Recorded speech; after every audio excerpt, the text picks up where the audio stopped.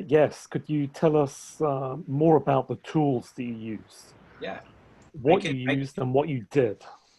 So I mean, when I'm in person, I love the craftiness. I'm the guy who shows up with an envelope with pieces of paper and like very tactile, and I miss that. I would use that as an attention grabbing device. Is I felt like a kindergarten teacher in college who'd come with a little kit, and they would be sitting beside me, and students are like, "What's he got today? Like, what's in his envelope or that box?" Or and I miss that, and I would get them like moving stuff around and so online. At least this semester, there are tons of tools that I'm not trying to overwhelm my students with like a new gadget every week. I'm trying to pick a few and stick to them again for consistency. But one thing I've really loved, so I use Google Docs. I don't care that I can't always see who's writing what, because again, as a collaborative tool, I'm not invested too much in who wrote what, because sometimes you'll have one note taker for a whole group. So, but it allows me to kind of see live what students are doing. So I can, instead of interrupting their breakout room by popping in, I can just go to their Google Doc and kind of see which groups seem like they're fine. And when I see one group that hasn't really started taking notes or jotting ideas, or their ideas are quite superficial, I'll like, okay, I helicopter in and start kind of probing. The one thing I've loved, and that's kind of working well and becoming playful, is I've learned to use Loom, which is a tool to kind of, just narrate over PowerPoint slides. And I ask my students to just keep track of questions that, if I'm getting them to do a lot of talking, sometimes they could get frustrated or be like, hey, we're here to hear you talk. It's hard for them to let that go. They see me as an expert and they want to know what I think about things. So I say, to kind of a release valve, I say, put your questions in the chat, things that you still want me to kind of talk about. And I've gotten used to just creating these Loom videos, and I don't rehearse them. They're super rough. I just like question in no particular order. I just address questions that are pending from the class. And I find students are kind of finding that really fun, and it just humanizes that kind of process. But so I've been posting kind of follow-up Loom videos after classes, dealing with things that we didn't get to in class. So that's working. And the last thing I'll just say again is the workflow has been really nice as a visual. I get to pop up like this activity that we're about to do. Here's a really nice, simple visual presentation of the steps that we're about to go through, which is different from just having text, like goal step one. It's like, Mhm. and I can show it later if you want, but we have just a nice visual representation of the activity, including the strategy that we're about to use and why we're going to use it. Like Cory was saying, there are bajillion different tools out there. That's a real number. So finding the right ones that fit for you, for your activities, for your teaching style, and if with your institution also is key. I use Nureva's span campuses, and it's a cloud-based document that students can just collaborate on and cooperate on. And it can take on any form of like pictures, links, text, and they can see each other's work and comment on each other's work, and it becomes very playful, and it's very visually appealing. We have a Nureva room that has these boards around. It's a touch screen, so it's really it's interactive, but there is this cloud-based element to it. So even before pre-pandemic, I was using the cloud-based tool because I didn't have access to that room. So even for teachers that didn't teach in the room could still use the technology. I also recorded instructions. So as Cory was talking about, the post-op, so like post-class wrap-ups in Loom. I've been doing something similar either in Zoom or in Loom, depending on like the format that was needed, but for instructions. So it really cut down on the housekeeping time in class, so that I post a video instructions of this for the students. This is what needs to happen. And also with sometimes with the screen sharing, so they see where where it needs to be, where I need to click, where they need to go, and so that when we start class, hopefully they've seen the instructional videos, and then we get right down to the fun part rather than the technical housekeeping stuff.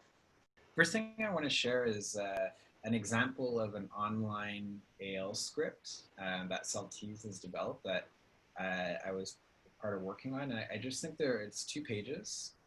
And it's really, it walks you through this. So this was the activity I was talking about in terms of jigsaw with group roles. So it really kind of walks through the goals, the asynchronous part, what teachers need to do, some tech tips. And so I'm just scrolling through. So it's a script, it's a 2-page PDF. And you're actually seeing cropped images of the workflow in here. So this is an example of the type of resources that I've been finding really helpful working with Saltese, but also using as a teacher, like just really easy to follow, and also names of people that you can contact if you have questions. So that's the first thing I wanted to share. I'm gonna stop. I'm gonna share a different screen.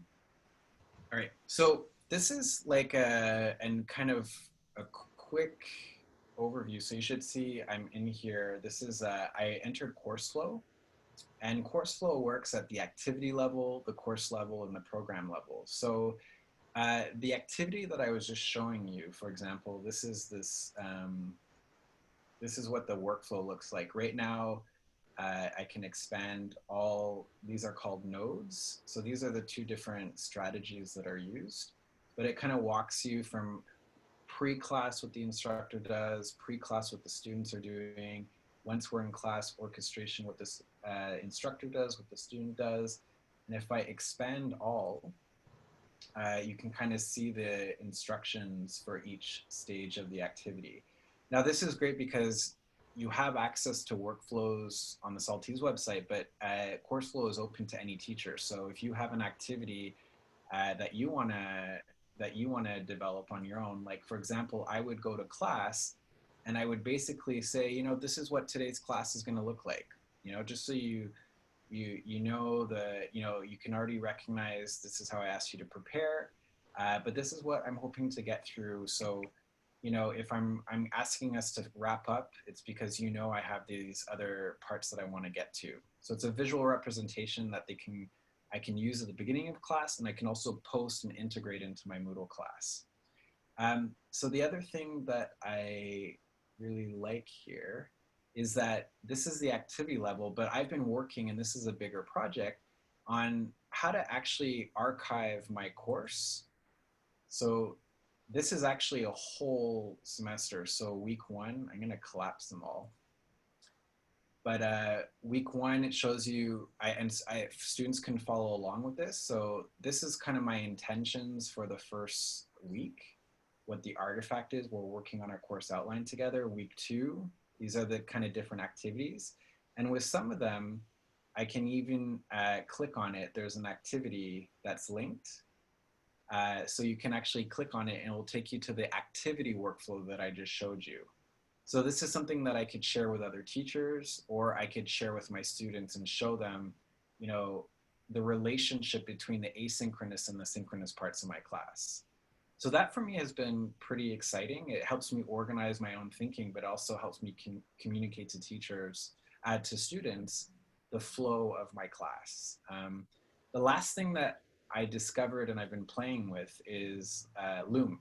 So I won't play you the whole video, but just so you can see like 1 minute, this is a Google slide that I created.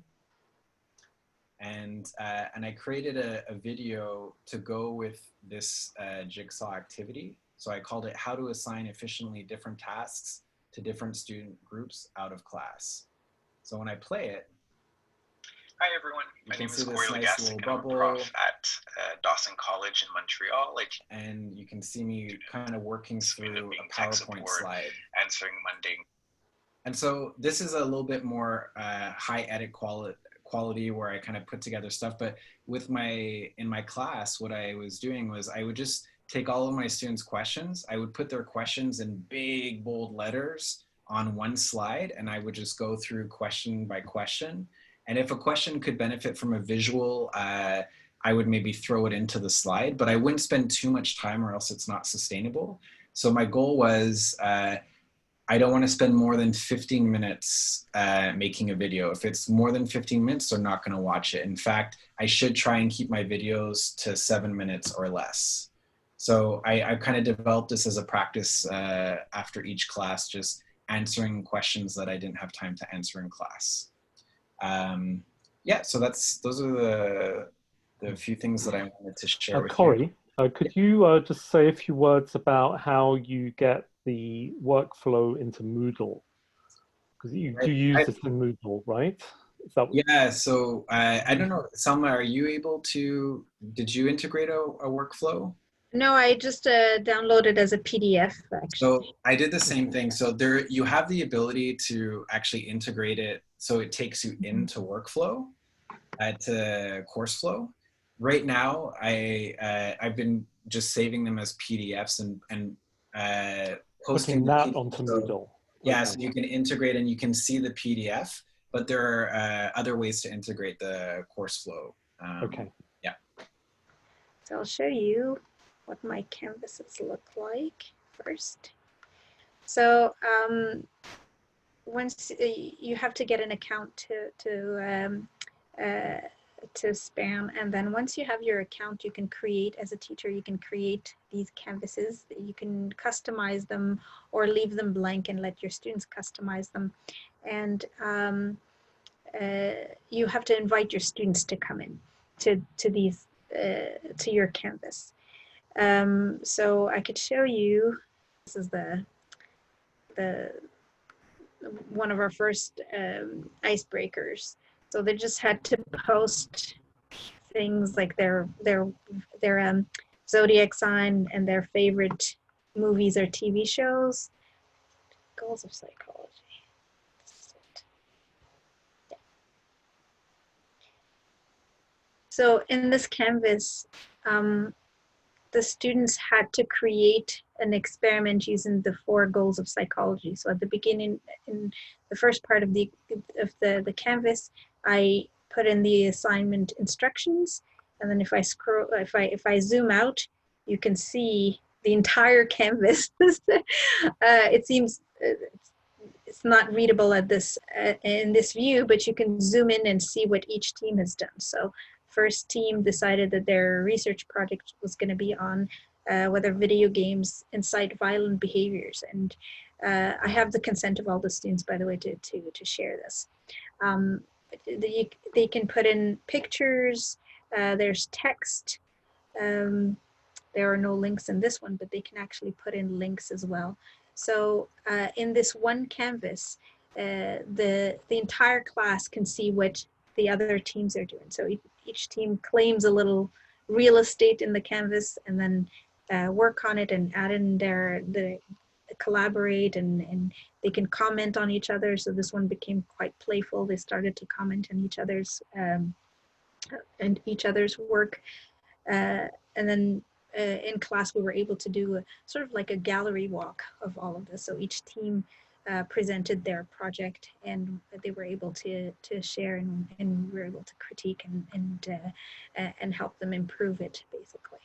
So I really like this platform because it is I